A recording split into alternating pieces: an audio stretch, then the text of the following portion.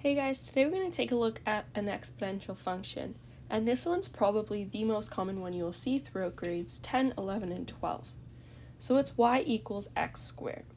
So we're going to start off by graphing it, and then we'll look at transformations.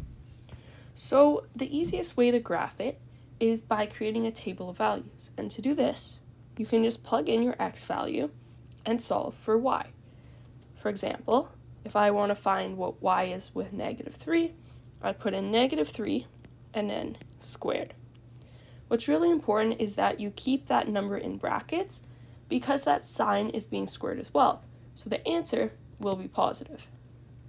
So -3 squared is 9, -2 squared is 4, -1 squared is 1, 0, and then same thing, 1, 4, and 9. So now if we actually go and graph it, we're going to start at the origin. You're going to go at 1, 1 and -1, 1, 2, 4 and -2, 4, and then 3, 9 and -3, 9. So this is going to give us a parabola shape like this. And this continues on forever. We could keep plotting points if you had a bigger graph. So this will keep opening upwards. Okay. So now let's take a look at what the different transformations are that could be applied. So if we look down over here, we have what's called y equals a, x minus h squared plus k. So y is just y. And then we have an a, and this a represents our vertical, compression, or stretch.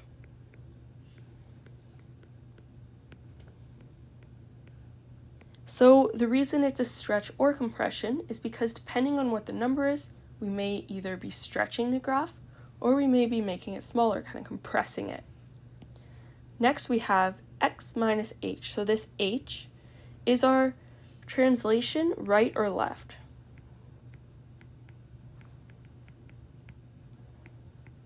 What's really important about this one is it's the opposite of what you think it would be.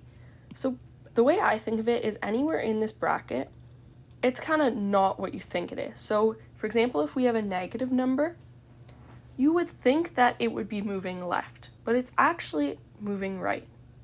And then same thing if it's positive, you'd think it would be moving right, but it's actually moving left. And then finally, we have plus k. So our plus k is representing our translation up and down.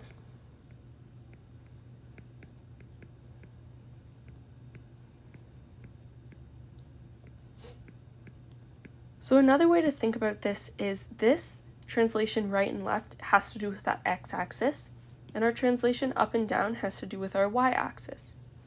Okay, one final thing that we could see is if we have a negative sign in front of a negative sign in front of a tells us that there's been a reflection over x.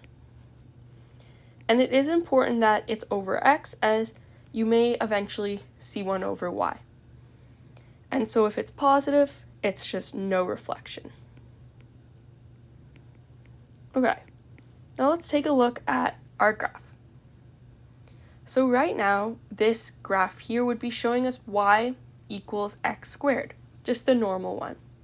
If I then decided that it was going to be, let's do y equals negative x squared, we're flipping that graph over this axis, the x-axis. And then our new graph will have the same points, 1, 1, 2, 4, 3, 9, and it will be like this, in that direction. So let's draw that in. So 1, 1,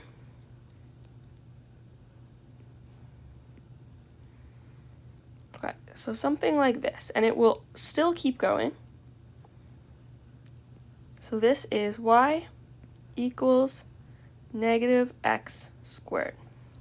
Okay, now let's switch out our colors and let's do, if we had y equals 2x squared.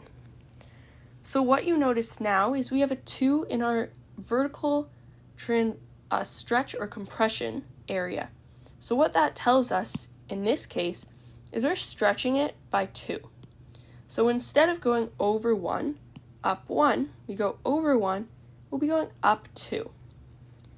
You can also always do a table of values to get these values. So over 1, up 2, and instead of over 2, up 4, we're going to be over 2, up 8. So something like this. And if you take a look at it, you'll see that it's significantly more narrow, so it's been stretched out. So this one here is y equals 2x squared. Okay, new color. Same idea if we have translation right or left. So if I have y equals x plus 3 squared, and that's it. That's telling us that the graph is going left 3, because remember that's opposite. So instead of starting at 0, 0, I'm going to go 1, 2, 3, and our new kind of starting point is at -3. Same idea, we haven't stretched it. So over 1, up 1, over 2, up 4, and then over 3, up 9.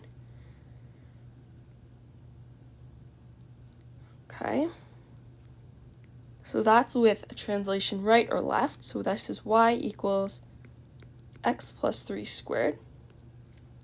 And then let's do last one. So we could have a translation up or down. So if I had x squared minus 4. So what is happening now is instead of starting at 0, we're moving it down 4. So our new beginning is right here. So same thing, I'll start it here. And since it's just otherwise normal, we'll just go over 1, up 1, over 2, up 4, and then you can also do over 3, up 9. And it looks like this.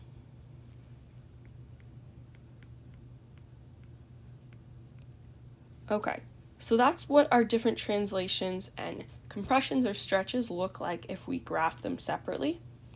We will, in later videos, take a look at if we have all of those together at once. So feel free to subscribe and take a look at our other exponential and our function videos to get to know some other different types of graphs.